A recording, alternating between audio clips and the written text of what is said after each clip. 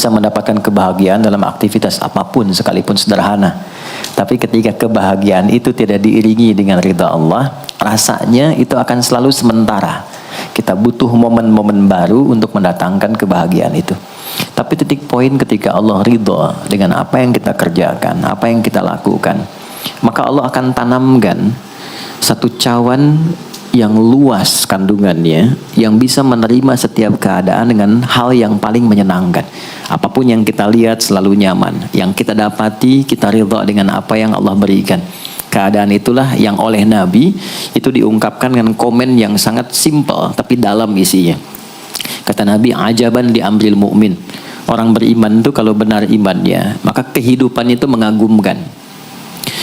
Bila dia mendapatkan kesuksesan, dia iringi dengan kesyukuran, sehingga sifatnya tetap proporsional. Dia sukses tapi ada keseimbangan dengan syukur, sehingga tidak berlebihan menyalurkan kesuksesannya itu, dan dengan sifat berlebihan itu hanya memberikan beban pada dirinya. Saya pernah sampaikan kan, di kesuksesan itu identik dengan gaya hidup. Rumus gaya di fisika itu kan selalu F1 banding lurus dengan F2. Apa yang didapat itu yang keluar. Tapi orang tidak boleh lupa bahwa F itu selalu berbanding lurus dengan P. Gaya berbanding lurus dengan tekanan, hukum Pascalnya. Semakin banyak gaya, semakin tertekan hidupnya. Itu bandingan nilai kehidupannya. Nah, jadi gaya itu diperkenankan, karena itu bagian dari energi. W sama dengan F dikalikan S, hukum energi kan begitu. Jadi hidup nggak mungkin kalau nggak ada energi. Tapi energi yang terbaik itu akan dihasilkan membawa kesuksesan kebahagiaan ketika ridha Allah tertanam. Saat dia sukses, dia bersyukur sehingga proporsional. Saat dia merasakan duka pun dia nyaman karena punya sabar. Nah, sabar itu mahal. Di Jepang ada banjir, itu bisa minta maafnya luar biasa, tak tahan dia bunuh diri. Di kita banjir bisa berenang. Itu gambaran. Cuma kalau nggak seimbang repot juga. Nah, membangun keseimbangan itu butuh konektivitas yang kuat dengan Allah. Konektivitas itulah yang dalam bahasa agama disebut dengan sholat namanya. Ya. Di pertemuan lalu kita sudah mencakup beberapa bagian dari sholat itu. Tapi saya ingin tekankan sedikit untuk menguatkan. Sholat berasal dari kata wasala atau silatun. Dasarnya kata wasala yang berarti terkoneksi dengan kuat, terhubung dengan erat. Kita pernah dengar istilah silaturahmi kan? Ya kan? Kalau kita kumpul, bahasa kerennya saya mau silaturahmi kan? Tapi goalnya tercapai nggak? Ya, silaturahmi itu kan dari kata silah, terhubung dengan erat, rasa sayang dan perhatian, sehingga parameternya itu bukan saat datang. Kalau datang kita nyapa wajar karena orangnya ada.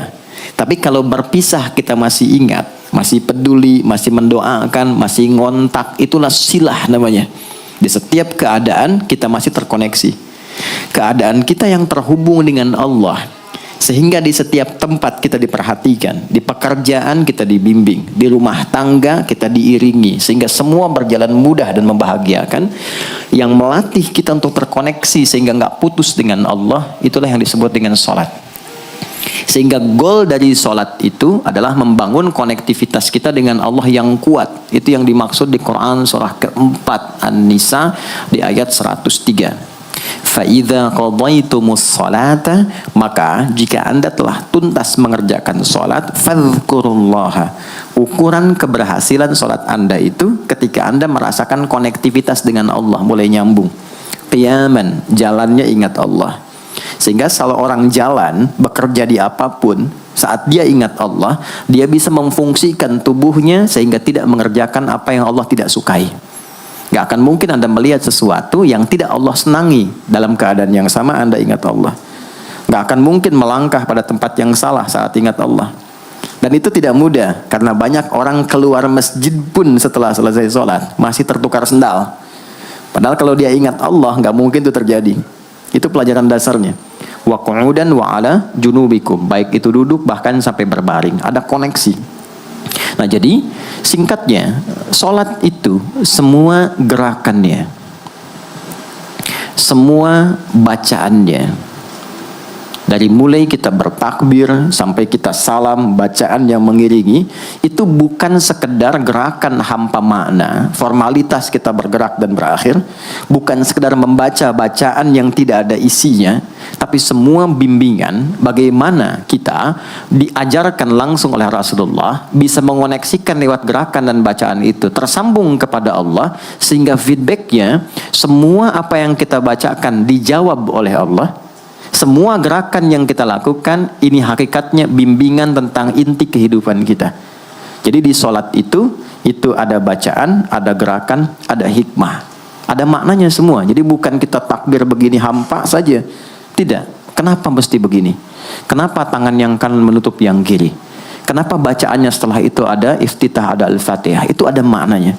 Dan dahsyatnya, semua profesi-profesi sahabat dan generasi setelahnya yang belajar dengan benar tentang sholat ini, itu semua merubah hidupnya jadi lebih sukses dari apapun yang mereka pilih dalam menjalani hidup.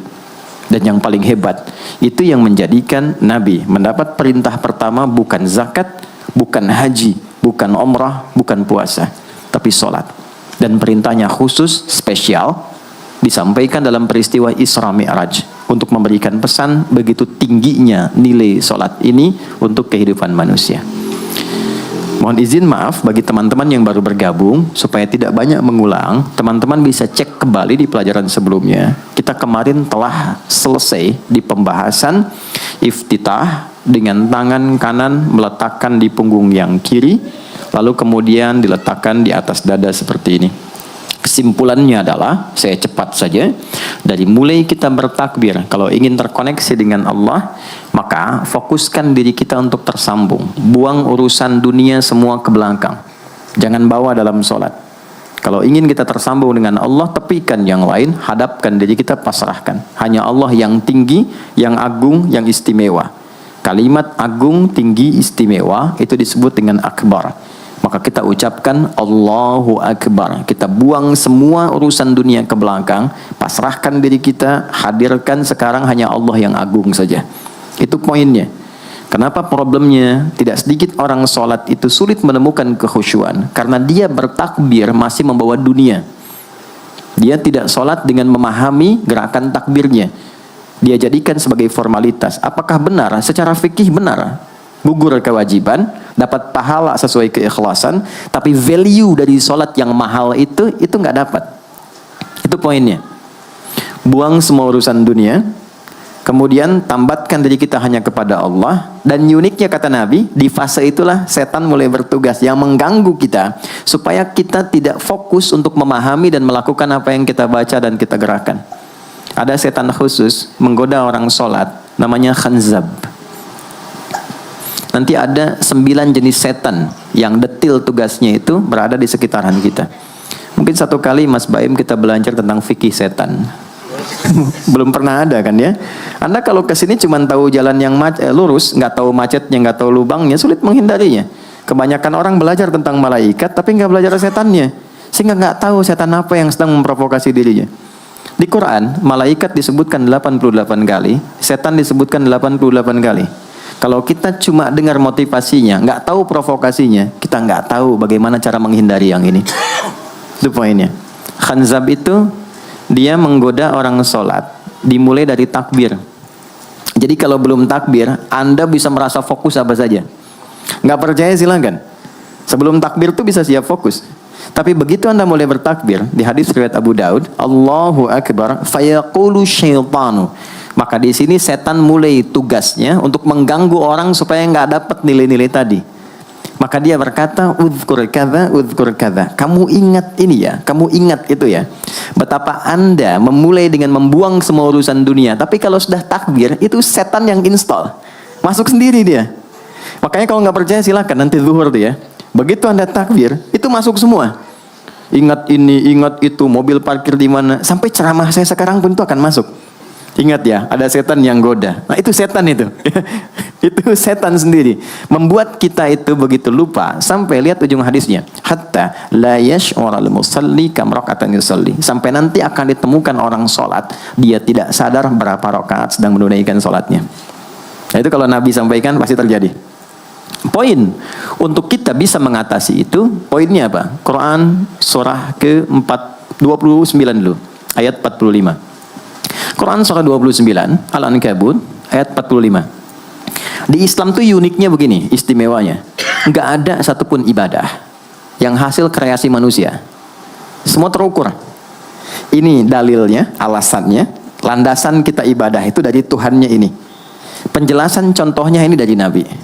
Pakemnya begini, kodifikasi ilmunya seperti ini, sehingga terjaga sampai kapanpun. Dan tidak ada satupun yang kita kerjakan dalam ibadah, kecuali semua punya landasan yang kuat.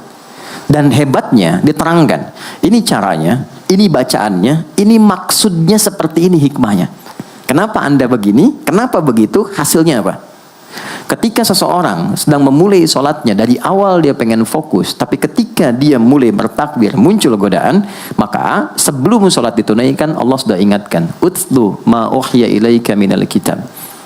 Utlu itu dari kata tilawah, artinya baca, pahami, amalkan apa yang telah dipahami itu.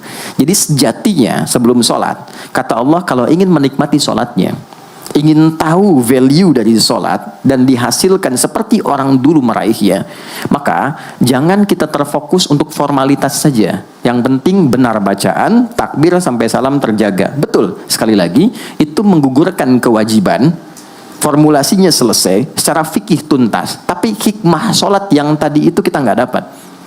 Maka yang terjadi apa? Baca dulu, tilawah, utlu, baca, pelajari dulu sebelum sholat. Kemudian pahami, kenapa takbirnya begini? Kita kemarin sudah belajar. Kenapa tangan kanan menutup yang kiri? Apa maksudnya sampai kita diperintahkan sholat?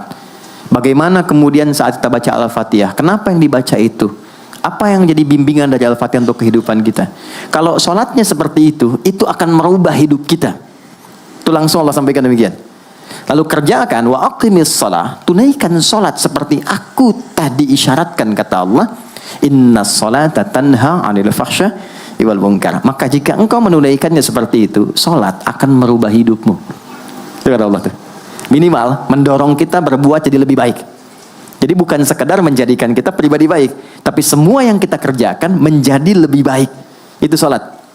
Itu yang bisa merubah seorang Jundub bin Junadah yang dikenal dengan Abu Dzar al-Ghifari. Ini teman-teman, kenapa Ghifar itu viral? Ghifar itu adalah desa pembegal. Jadi semua sekampung begal semua. Sekampung. Pimpinannya namanya Jundub bin Junadah. Jundub bin Junadah. Singkatnya masuk Islam. Saat masuk Islam, secara singkat saja, Nabi arahkan, diajarin sholat. Betapa sholat merubah hidup beliau jadi lebih baik. Kembali ke kampungnya, mengajarkan, singkatnya apa? Madinah heboh dengan kedatangan tapak kaki yang ternyata itu orang-orang Ghifar. Sekampung kurang lebih masuk Islam dan berubah jadi orang baik semua. Merubah hidup mereka. Jundub orang sukses, setelah itu jadi ustadz. Ini mungkin yang menginspirasi judul preman jadi ustadz. Ini tadinya pembegal semua. Sekampung sukses, jadi orang baik, aktivitasnya berubah, lebih berkualitas. Untuk memberikan inspirasi ke generasi masa depan, bahwa kami dulu pernah begini, dengan sholat kami berubah, kesuksesan kami raih, maka diviralkanlah nama daerahnya. Tambahkan al di depannya, ujungnya tutup dengan i. Maka dilekatkan nama bekennya, kunyah, namanya Abu Dzar. Abu Dzar al-Ghifari. Al-Ghifari itu untuk memberikan kesan begini, saya ini dari Ghifar. Itu kampung jelek, desa tempat pembegal, tapi Islam merubah saya menjadi lebih baik. Sholat mengarahkan saya punya kualitas hidup yang lebih baik. Itu poinnya. Sejak peristiwa itu, orang-orang Islam dari manapun yang bukan Arab itu selalu melekatkan nama daerahnya untuk mengenalkan Islam pun sudah sampai ke tempat saya. Buktinya saya menjadi baik. Ada namanya Muhammad, punya bapak namanya Ismail, punya kakek namanya Ibrahim, kakek buyutnya Al-Mughirah, eyang buyutnya Al-Bardizbah, tinggal di kecamatan Ju'fah, kabupatennya Bukhara, provinsinya Khorasan, negaranya Uzbekistan sekarang.